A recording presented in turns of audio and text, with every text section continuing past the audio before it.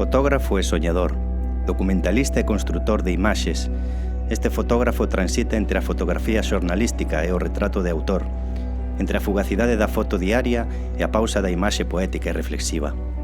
De formación autodidacta, destaca polo seu interese en explorar a figura humana e construir con ela outros mundos, simbólicos e imaginarios. Tivo que construir un universo de seu, unha habitación protectora sobre a que explotar todo o potencial narrativo que abrolla do seu interior. É pura poesía o seu achegamento á figura feminina, onde obsesións, misterios, medos e desexos se funden nun ritual antropolóxico que produce unhas fotografías tan belas como enigmáticas.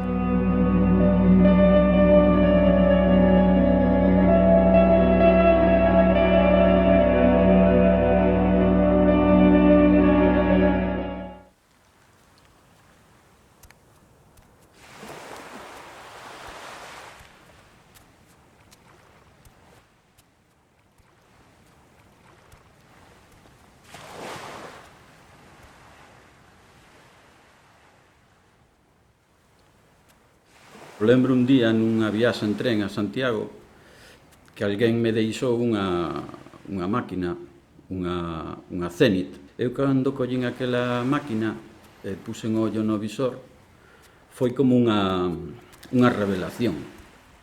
E sentín algo como moi forte, non? E foi tan forte que isto foi no fin de semana e ao chegar o luns ao traballo dixenlle ao xefe que eu deixaba o chollo que iba a estudiar e que iba a facer fotografía.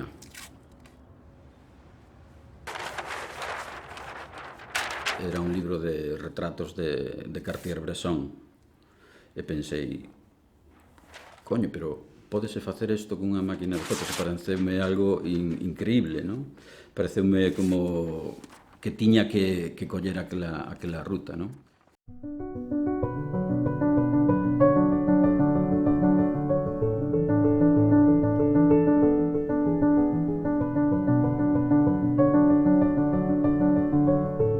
Eu empecé na prensa, no periódico local, non me pareceu que fora un traballo moi relaxado, había que estar moitísimas horas, un empezaba pola mañán cos suicios na audiencia, e despois, o mellor, se había partidos, terminabas marchaba pa casa e dábame a 1 da mañán. E aquilo, a verdade, é que o recordo con moito agarimo, o sea, gústame aquela época, inda que o pasei mal, pero tamén aprendín moito a ser moi polivalente, non? O que si eu xa facía era as miñas fotos, non?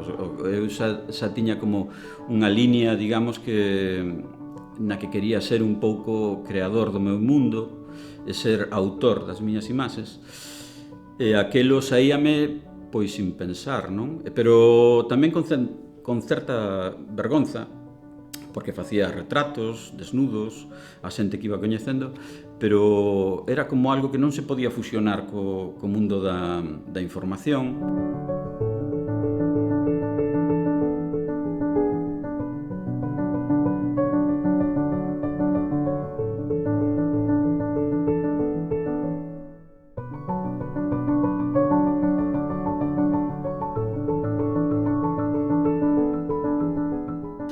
A satisfacción é poderlle dar forma ao que ti levas dentro. Tes algo que tes que darlle forma, o levas dentro, tes que sacalo, exteriorizar e darlle esa forma, poñelo aí na fotografía.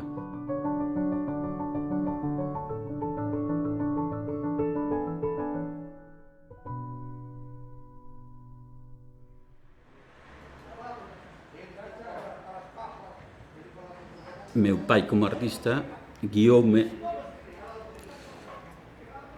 levoume da man a visitar os museos, mirar as cousas, darlle a volta ao mundo. Somos 5 irmáns, todo o que facemos relacionado coa arte sai de meu pai. E digamos que a faceta un pouco máis forte e de lucha e de tal sai da miña nai.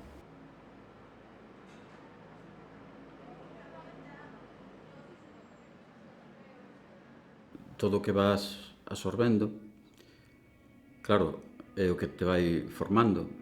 Son cousas que vas metendo na túa mochila, vas levando e iso moitas veces aparece no que ti faz sen ti darte conta de que aparece, non? A min gustame moito a pintura, a escultura. Hai artistas que teñen aí un peso pois importante. Gústame aprender de todo o mundo, non só dos grandes, o sea, pareceme que se pode aprender de toda a xente. Eu non chego a entender a xente que vive sen escoitar música. A xente que non se pon música nos cascos, a xente que non escoita música no coche, a xente que non escoita música é como que lle falta a banda sonora de todo, non? Das mellores cousas.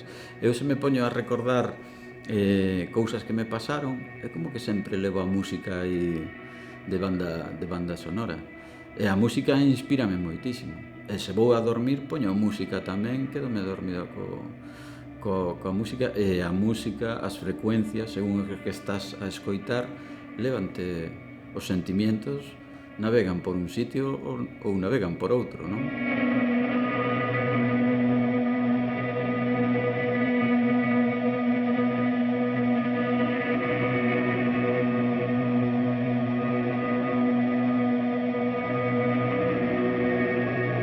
Máis que o espazo é a atmósfera do lugar.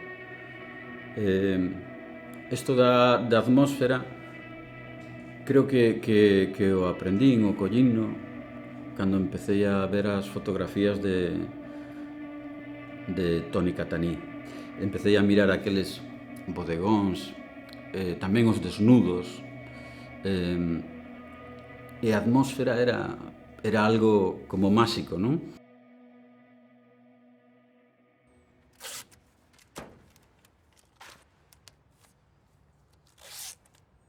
Se teño a luz, a atmósfera, o resto vai poder estar ali dentro, non? Vai a poderse construir todo. E iso está ligado cos soños. Non é que pase nas imaxes o que eu estou a soñar, é que a atmósfera dos soños e as personaxes que teñan unha correspondencia pois moi aproximada a eso.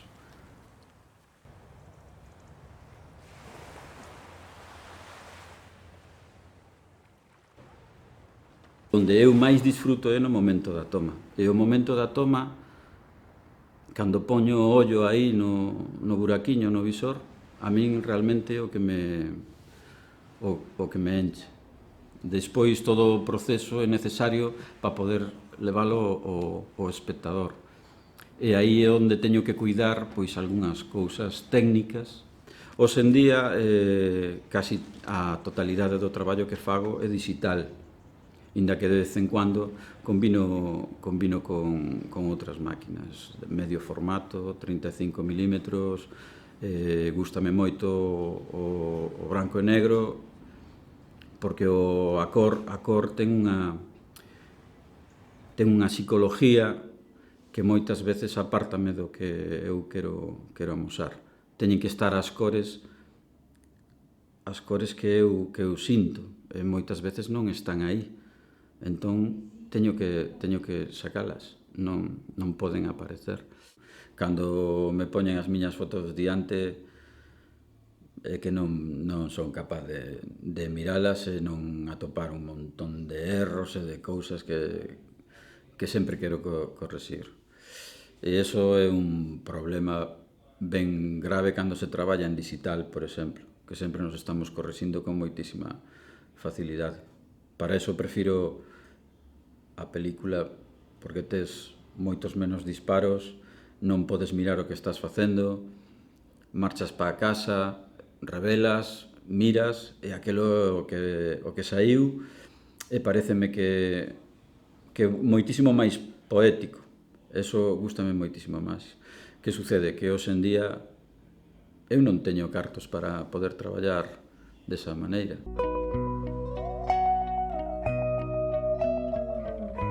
Modifico e toco todo hasta que o levo hasta onde eu quero, non? Incluso, pois, as modelos, digamos que eu non sei se pode decir así, pero é como se os levara ao borde do meu abismo, non? Eu o que quero ao final é que o que estou amosando teña a miña presencia. E cando estou retratando, eu estoume autorretratando, inda que faga o que faga, sean unhas follas, sea unha muller, o que sea, eu quero que o que aparece ali teña algo de min. Hai un encontro, vas coñecer a alguén e vas tratar de facer desa persoa casi como un trozo de barro que ti vas a darlle a túa forma, non? E iso é moi difícil, porque cando ti estás con alguén é como un duelo.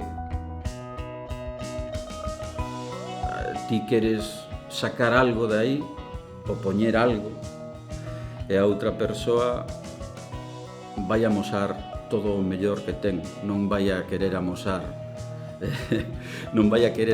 eso que ti estás buscando, que moitas veces é como unha pequena dor que ti levas. Esa persoa vai no agochar, vai no meter debaixo das pedras para que non saia, e ti tens que tratar de atopalo, porque é onde estás ti, non? As palabras poden acercar, pero tamén poden alonsar moitísimo, non? E o comportamento que un ten cando fotografía pode ser definitivo, porque unha mirada pode acercar a esa persoa ou pode alonsala moitísimo, moito máis unha palabra. Entón, cada persoa é un mundo. Ti cando empezas a falar con esa xente, moitas veces conectas e outras veces non, vaise todo traste. O espectador vai entrar a esa persoa ou vai entrar ao teu mundo a través de aqueles ollos. Eso abre unha porta que é casi como máxica. E cando pechas unha porta, cando pechas eses ollos, tamén estás deixando unha parte moi grande da imaginación. E a mí esa imaginación fálame moitísimo tamén. A min pechar os ollos na persoa que está ali conéctame moito co mundo dos soños, co que eu quero amosar de dentro, non? Pechar os ollos ao mundo para mirar un pouco dentro de cada un.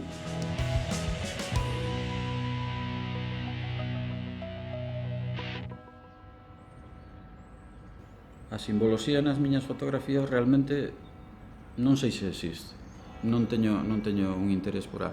Pode que o que si aparezca son como elementos recurrentes, pero moitas veces veñen marcados polas miñas experiencias persoais. Son como pequenos, ao mellor, fetiches que o que conseguen é, digamos, darlle a veces unha conexión e unha coherencia a unha serie de imaxes. E para min o enemigo máis grande do arte é o puritanismo. Se vai haber puritanismo dentro dos museos, das salas e no propio artista, entón é mellor pechar as portas e dedicarse a outra cousa. O puritanismo non ten cabida para min no arte.